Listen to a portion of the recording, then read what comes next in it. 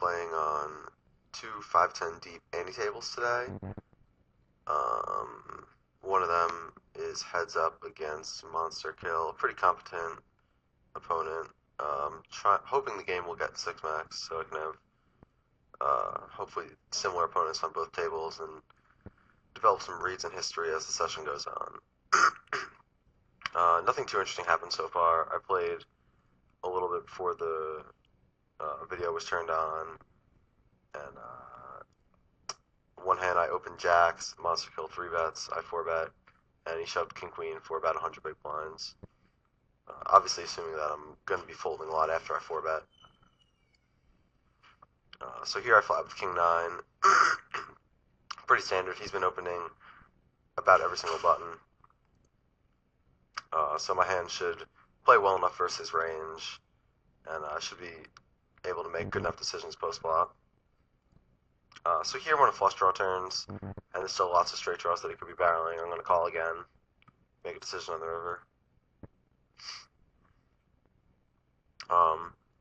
It's obviously a card that doesn't change the board at all, and you'd have to assume that it'll make most people check behind their bluffs because they assume that once you call the turn, you're calling rivers that won't change the board.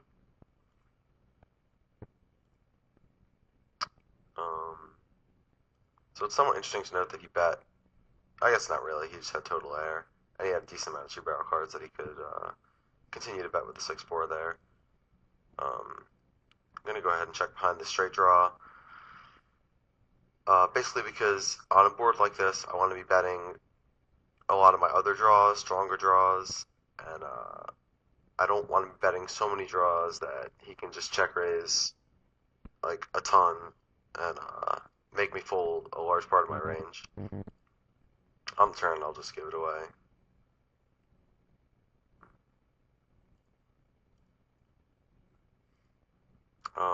So with shallower stacks, you might want to 3-bet this against an opponent who calls a lot of 3-bets and isn't too difficult to play against. But I trust that Monster Kill will 4-bet me frequently enough to the point where I obviously can't really call a 4-bet. With these jacks, I'm going to go ahead and lead. Basically because I don't want to check raise. It makes things a little bit too awkward. Go ahead and bet the straight draw here.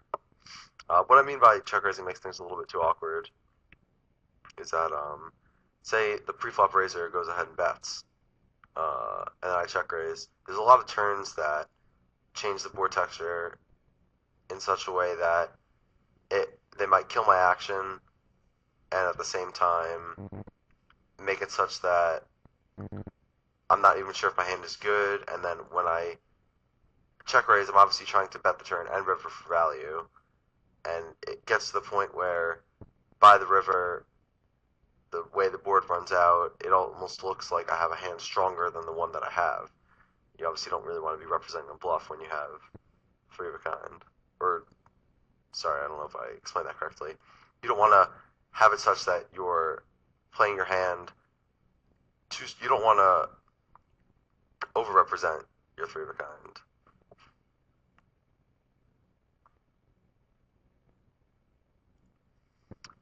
Ace Jack here, I'm going to go ahead and flat.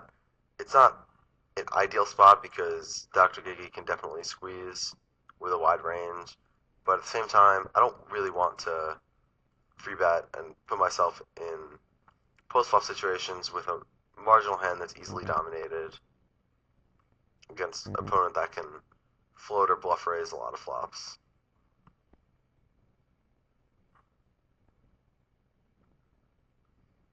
I'll make a pretty standard check call here. I beat a lot of his draws.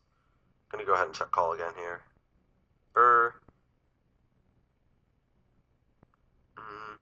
I'm actually just going to go ahead and bet.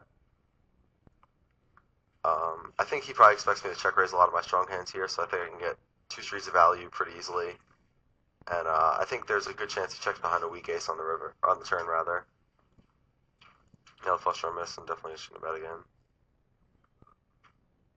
And I'm assuming that since he thinks I check raise a lot of my strong hands on the turn, because the ace is a card that I should expect him to be betting a lot, he'll look me up somewhat light there. but I guess not this time.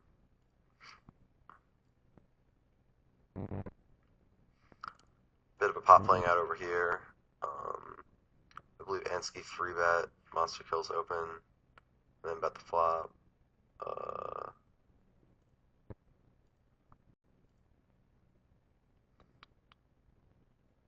Trying to think.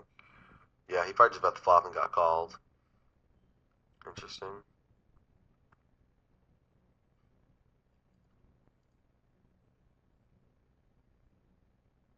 No idea what he has. It seems like any strong hand would. Let's see what happened there. Interesting line. Does possibly check called the flop? Okay, he check called the flop. I mean, his line makes sense. He's just making his hand look like a marginal one pair hand and trying to induce bluffs. The question is, by the time you get to the river, is Monster Kill going to have enough bluffs in his range where he's going to have all better hands? I'm going to go ahead and check this behind. It's a board that I can get check raised on by a lot of hands that I'm beating, but aren't going to shut down on later streets. So let's go ahead and bet the turn now.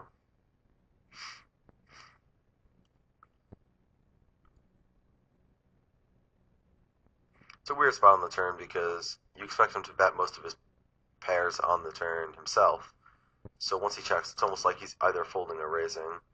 But it's not entirely true. Plus, I don't want to continue to give free cards against hands that have anywhere from 20 to 30% equity against me. Well, I guess with one card to come, it'd be slightly less than that, but the point still stands.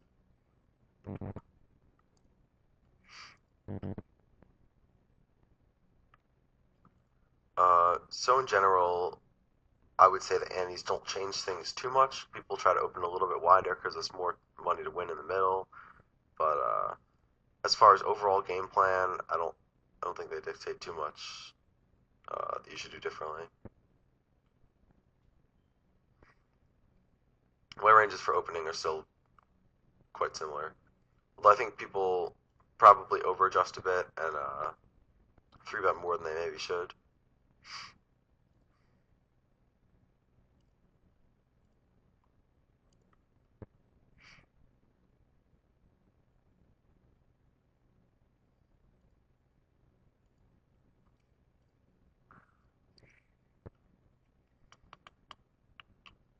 I'm just gonna fold this with a loose player on the button and a strong player in the big blind. I'm not sure who this guy is. I recognize the name though. He's probably a regular.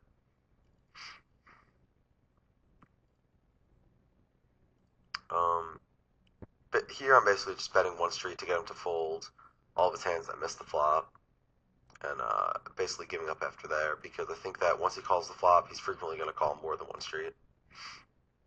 If that makes sense. And I don't really have any equity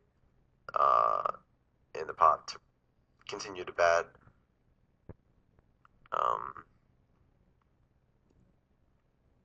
Like there's no turns that can improve my hand. If I turn a pair, I would just check behind and try to improve further than that. If I had a hand like obviously a flush draw or basically just a flush draw on that board, I would continue to keep betting.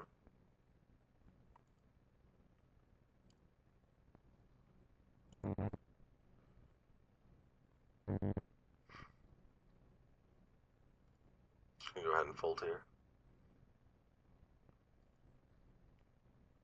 It's very plausible with sacks as they are. If I 4-bet, he can just go ahead and 5-bet me, and I'm certainly not prepared to make any 6-bets with the Jack-8 offsuit.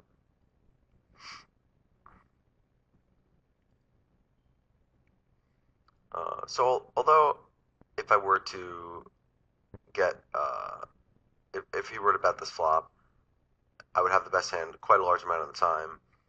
But